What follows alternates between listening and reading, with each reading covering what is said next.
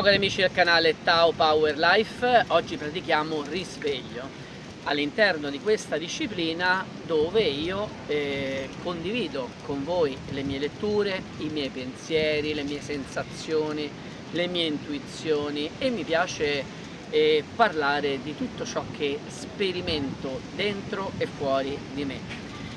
Risveglio, parleremo oggi di ciò che non siamo. Molto spesso quanti di voi seguono i miei video avranno già ascoltato cosa siamo e molto spesso parlo dell'io sono. Ora vorrei invece parlare di ciò che non siamo, ma in che cosa molto spesso ci identifichiamo. Noi non siamo la nostra mente. Parliamo quindi da quella che è quella frase che tutti noi conosciamo: cogito ergo sum, penso dunque io sono.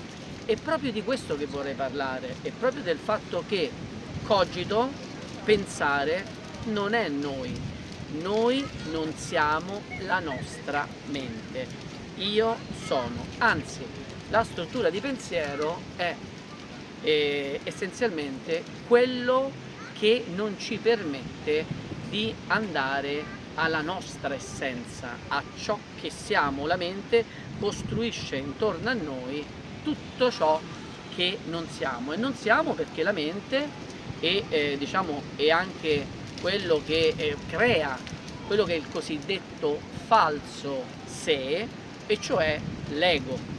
L'ego vive nel passato, l'ego proietta noi nel futuro, all'ego sono associate tutte le emozioni che noi vediamo e viviamo anche inconsapevolmente, perché quando, ad esempio, questa è una riflessione, e noi andiamo ad animare dentro noi tutta una serie di pensieri, tutti noi assistiamo a questo dialogo interiore dentro noi stessi, questi pensieri, se non li osserviamo, cominciano a governare la nostra vita. Noi non siamo quei pensieri ci permettono però, se li osserviamo, di andare a individuare tutta una serie di programmi inconsapevoli che scorrono e noi molto spesso però non ascoltiamo i pensieri, ma li lasciamo liberi. La nostra mente lavora dentro di noi,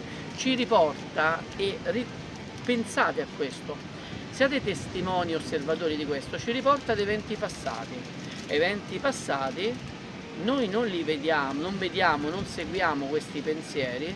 Da questi eventi che cosa nascono? Le emozioni.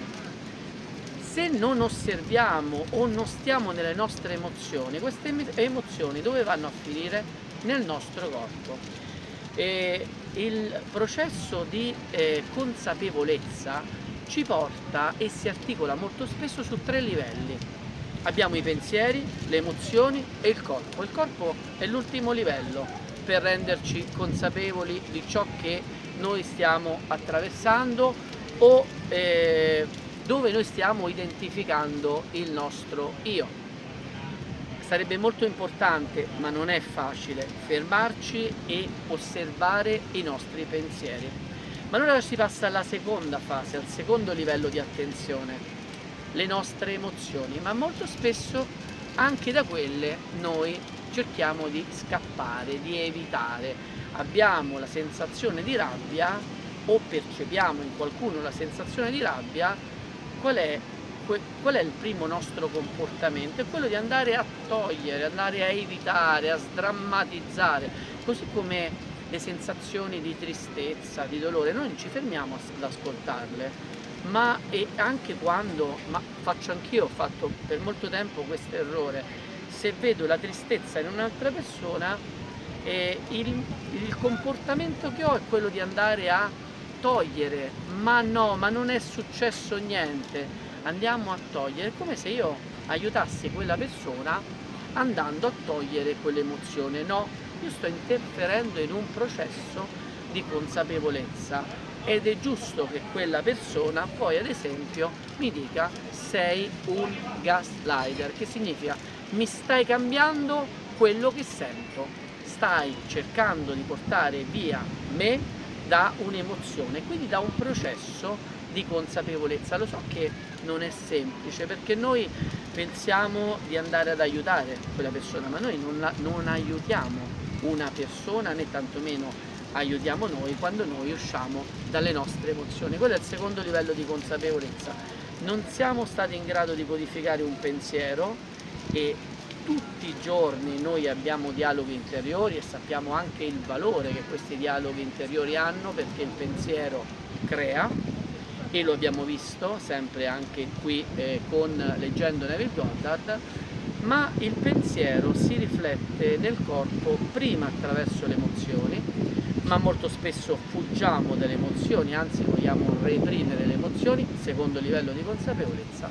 Se poi le emozioni non le comprendiamo, ecco che le emozioni vanno, e noi lo sappiamo, le emozioni creano energie, in particolare blocchi di energie. Dove avvertiamo questi blocchi di energie? Nel corpo, e quindi i blocchi energetici nel corpo sappiamo che portano poi alle malattie oppure a dei disagi. Terzo livello, il corpo ci chiede: a questo punto non hai visto i pensieri, non hai compreso le emozioni, cerca di comprendere quello che il corpo ti sta dicendo.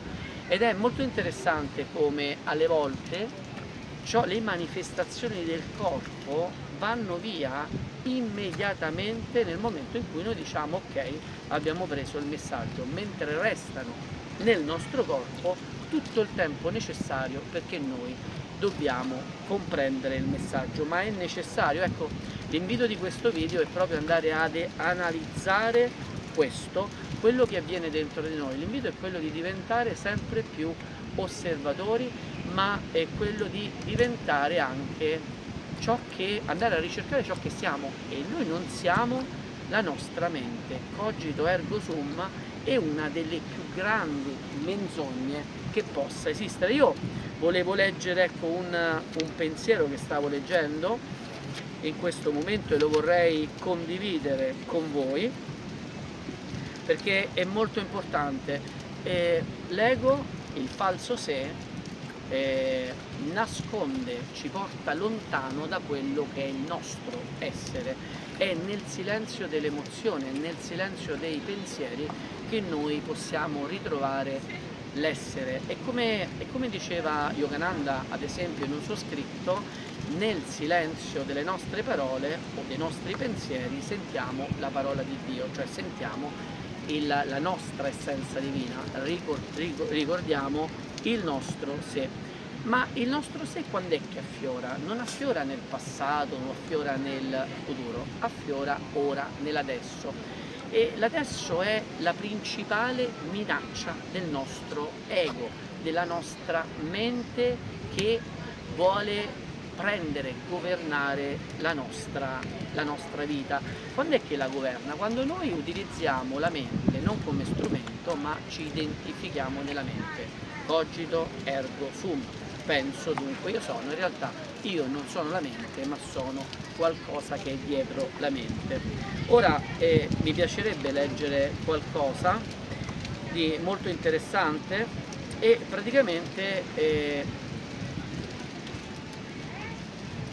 siccome l'ego è un senso del sé derivato, ha bisogno di identificarsi con cose esterne. Ecco, vediamo sempre in che cosa ci identifichiamo. Ha bisogno di essere difeso e di essere alimentato costantemente.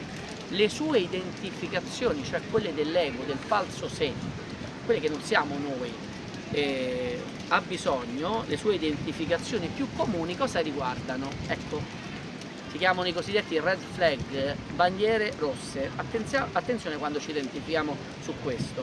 Le identificazioni più comuni riguardano i beni, la professione, lo status sociale, il riconoscimento, la conoscenza, l'istruzione, l'aspetto fisico, i talenti speciali, le relazioni, la storia personale, tutto ciò che abbiamo fatto o che possiamo fare, non ciò che ora sentiamo, i sistemi di credenze, e spesso si verificano anche identificazioni politiche, nazionalistiche, razziali, religiose, collettive di altro tipo. Tu non sei nessuna di queste cose. Questo concetto ti intimorisce oppure è un sollievo saperlo? O ti dà un senso di liberazione? Ecco, l'invito è proprio a sperimentare questo. Se noi non siamo tutte queste cose, come ci sentiamo? Ci sentiamo più leggeri? O qual è la sensazione?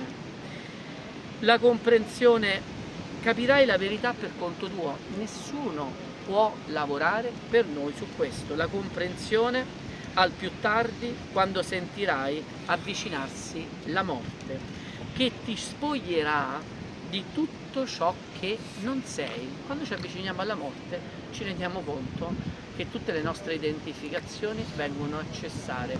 È in quel momento, ma perché dobbiamo aspettare quel momento, che percepiamo l'essere nel silenzio delle nostre identificazioni. Cogito ergo sum, no, sum, noi siamo.